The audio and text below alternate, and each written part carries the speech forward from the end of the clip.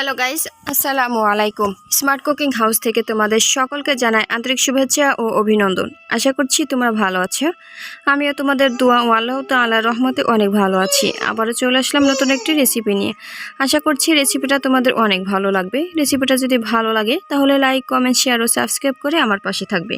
আর Facebook page থেকে দেখে থাকলে আমার পেজটি অবশ্যই ফলো করে দিবে। চলো তাহলে রেসিপিটা শুরু করি। 2টি তাল নিয়েছি। এবার তালের খোসাগুলো ছাড়িয়ে নিচ্ছি। এরপর বীজগুলো আলাদা করে নেব। সামান্য পানি দিয়ে বীজগুলোকে চটকিয়ে নেব। রেসিপিটা খুবই ইউনিক হতে চলেছে। আশা করছি সম্পূর্ণ ভিডিওটি তোমরা দেখবে। একটি জালের সাহায্যে তালের যে কায় আছে সেটি বীজ থেকে ছাড়িয়ে নেব। আমি যে রেসিপিটা তোমাদের সাথে শেয়ার করব সেই রেসিপিটা হচ্ছে তালের চাপড়ি অথবা তালের পিঠা। ছোটোবেলায় এগুলো অনেক খেয়েছি। আমার মা এগুলো বানিয়ে দিত আমাদেরকে, আমরা অনেক মজা করে খেতাম। পিঠাটি খেতে খুবই মজা। 2টি তালের 5টি বীজ হয়েছে। আমি সবগুলো বীজের কাই ছাড়িয়ে নিচ্ছি।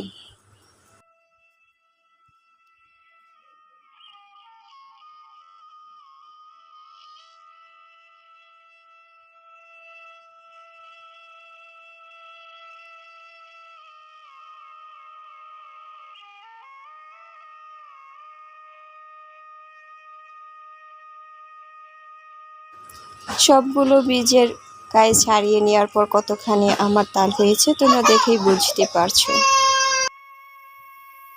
তালের গায়ে ছাড়িয়ে নেওয়া হয়ে গিয়েছে।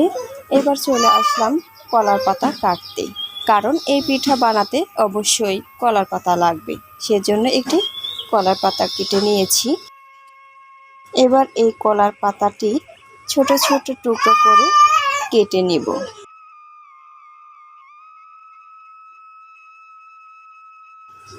সম্পূর্ণ পাতাটি আমি টুকরো টুকরো করে কেটে নিয়েছি। টুকরো করে নেওয়ার পর আমার এতগুলো হয়েছে। পরিমাণ মতো ময়দা নিয়েছি স্বাদ মতো লবণ আর পরিমাণ মতো চিনি দিয়েছি। এবার তালের কায় ময়দার মধ্যে দিয়ে দিব।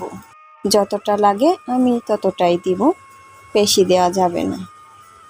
এবার হাত দিয়ে ভালোভাবে মেখে সুন্দর একটি কাই বানিয়ে নিব। কাই বানানো হয়ে গিয়েছে। এবার কলার পাতাগুলো পানি দিয়ে ভালোভাবে মুছে নেব। আমি যেভাবে মুছে নিচ্ছি ঠিক সেইভাবে মুছে নিতে হবে, যেন কলার পাতায় কোনো প্রকার ময়লা লেগে না থাকে। এবার সামান্য কাই নিয়ে কলার পাতার চতুর্দিকে ছড়িয়ে দিতে হবে। আমি যেইভাবে দিচ্ছি এইভাবে ছড়িয়ে দিতে হবে। ছড়িয়ে দেওয়া হয়ে গিয়েছে। এবার আরেকটি কলার পাতা দিয়ে উপর দিয়ে ঢেকে দিব, সামান্য চাপ দিয়ে দিব। এইভাবে আরও কয়েকটি বানিয়ে নিব। এই পিঠাটি খেতে খুবই মজা হয়।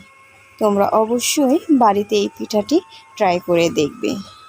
আমরা যারা শহরে থাকি তারা এই পিঠাটা খাওয়ার সুযোগ হয়ে ওঠে না, তবে যারা গ্রামের বাড়িতে থাকে এই পিঠাটি তারা তালের সিজনের সময় বানিয়ে খায়। আমি কয়েকটি বানিয়ে নিয়েছি। এবার উনুনে বসিয়ে ছেঁকে নেব। যখন এক পিঠ হালকাভাবে হয়ে যাবে তখন অপর পিঠ ছেঁকার জন্য উল্টিয়ে দিব। এইভাবে উল্টিয়ে তারপর পিঠাটি ছেঁকে নিতে হবে। পিঠা ছেঁকা হয়ে গিয়েছে। এবার নামিয়ে নিচ্ছি।